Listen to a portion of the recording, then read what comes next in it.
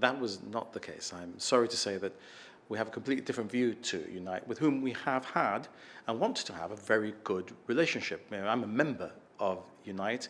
I've been in government now for 14 and a half years, and we've had a very constructive and positive relationship with Unite, including with its current leadership. But look, if in August, a senior civil servant has to cancel a meeting because he's dealing with something else, and if you haven't had your letter replied to in 14 days, you know, I don't think that that is unreasonable on the part of the government. I think it is unreasonable on the part of the union that knows that the government's door is open to continue discussions on the back of that to call a strike. I think that's just demonstrably looking for an excuse to go to the next level in terms of industrial action. It's a real pity because there's a lot that we agree with Unite on. There's a lot of our laws that we've changed because Unite's agenda and our agenda has been the same agenda. We're a socialist party in partnership with liberals in government. We want to achieve the same objectives, but sometimes the way in which you can achieve those objectives cannot be quite the ones that the union from outside government, without the administrative responsibilities that the government has, would like to achieve, or indeed the pace at which the union might like to achieve things. Or if I may say so with respect, Christina, what most people might think from outside government might be the pace at which things can go. But whilst you're in government, you have many other issues that you have to deal with, and you have to, you know, frame things in a slightly different way. You've mentioned the relations between the unions. The government says while other unions in the public sector have been constructive and responsible, Unite is being unreasonable. Is the government trying to divide and conquer between the unions? The government is not trying to divide and conquer because the government has not had to do that. The unions have presented a divided position themselves. So we have one union which set out a position that the government considers was very reasonable and very constructive. We have another union that has presented a position which was less reasonable but very constructive in its approach to negotiating that position and trying to find common ground. And that were the unions of the teachers and the GGCA. We were able to reach a consensus there. We have a third union, which is the Police Federation, which has presented its own views in a different way and on issues which are constructively trying to improve the lot of police officers, but not just in the area of pay, but also in other respects, and we're engaging directly with them. And we have Unite, where we've had a constructive engagement that has broken down because they haven't achieved the headline objective that they set out to achieve. Now, that's what we think is unconstructive and unreasonable, and it all has to be set in the context of the public funds that there are available to spend on additional pay for well-remunerated public servants. Now, that's not to say that we would not all agree that because public sector pay has suffered, like private sector pay, an effect against inflation in the past 3 or 4 years, that we don't want to see that be dealt with. The government has agreed with Unite and the other unions that we want to see public sector pay catch up with inflation. But that can't happen necessarily in the timetable that's being proposed by Unite. The other unions have understood that. They've understood the need to graduate pay rises across the pay salary bands. And indeed, one of the things being proposed by one of the unions was exactly that. So when they sit at the government's table, one union is saying, ensure that you band this pay rise and you don't give it to everyone. And another union is saying, don't ban the pay rise, give it to everyone. The government's not dividing and conquering. There are different positions put to the government. You've mentioned the demands on the public purse.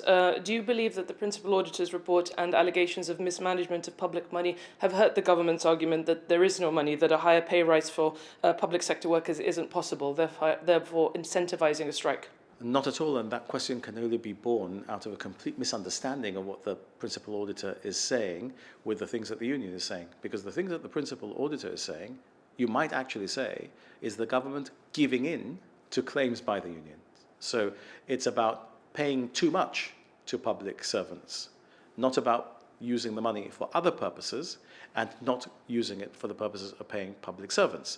So I think you're mistaking two concepts there and trying to put them one over the other when in fact... That's the public perception.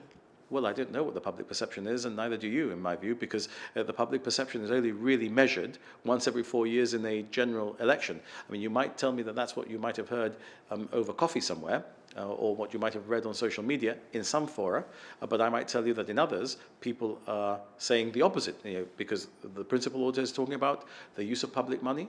The former principal auditor is talking about the use of public money to pay public servants more than, in his view, those public servants are worth in a value for money exercise.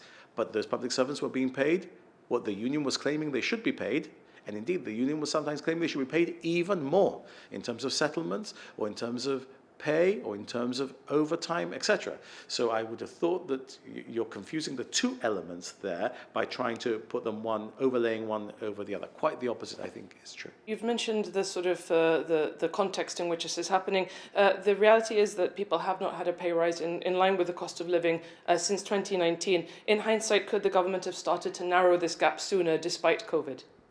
No, I don't think that in hindsight the government could have done that, because we have issues affecting the public purse which are obvious to everyone, and they relate to revenue, which was heavily impacted during COVID, which has come back, but in order to increase the services that we provide, we've continued to fund public services, not just public sector pay, but public services in the health service, in the education, etc., and it is not possible to give greater pay rises to public servants without offending the golden rule that we have been elected to defend since 2011, which is that we will not spend more than we have in revenue. So the way that we have ensured that we've done it has meant that we've had small surpluses. That means that we are not failing to spend too much on public sector pay, but we have balanced it right so that we're not falling into deficit. If we were to pay more public sector salaries, because we want to catch up sooner in terms of the inflationary effect on public sector salaries, then we would be running deficits and we would be offending the golden rule, which the vast majority, the public opinion, which is tested every 4 years, have insisted by returning us to office that we should defend, that we should not pay more than we have in revenue. So I think we've got the balance right. Look, if you have 4 unions sitting at a table and 3 don't dispute how you've done it and 1 does, well, look, I think you've got the balance relatively right. If the union that does dispute it has about half of its members voting for industrial action, not all of them, then I think that shows that the government position is far from being unreasonable.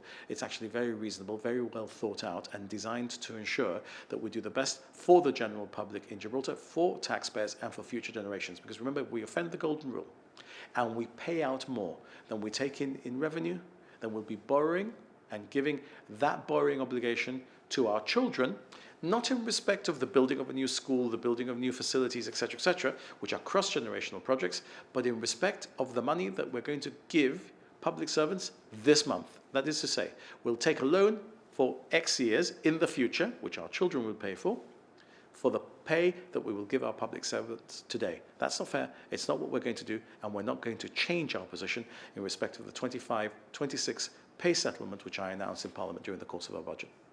So what's next? Is the government categorically refusing to return to the negotiating table with Unite? No, because we haven't got up off the negotiating table. The government remains willing to meet monthly with Unite, to engage in discussions about what the next pay review should cover. To discuss this pay rise, as you've just mentioned, the one announced in the budget, the one that the union is striking against. It's past tense.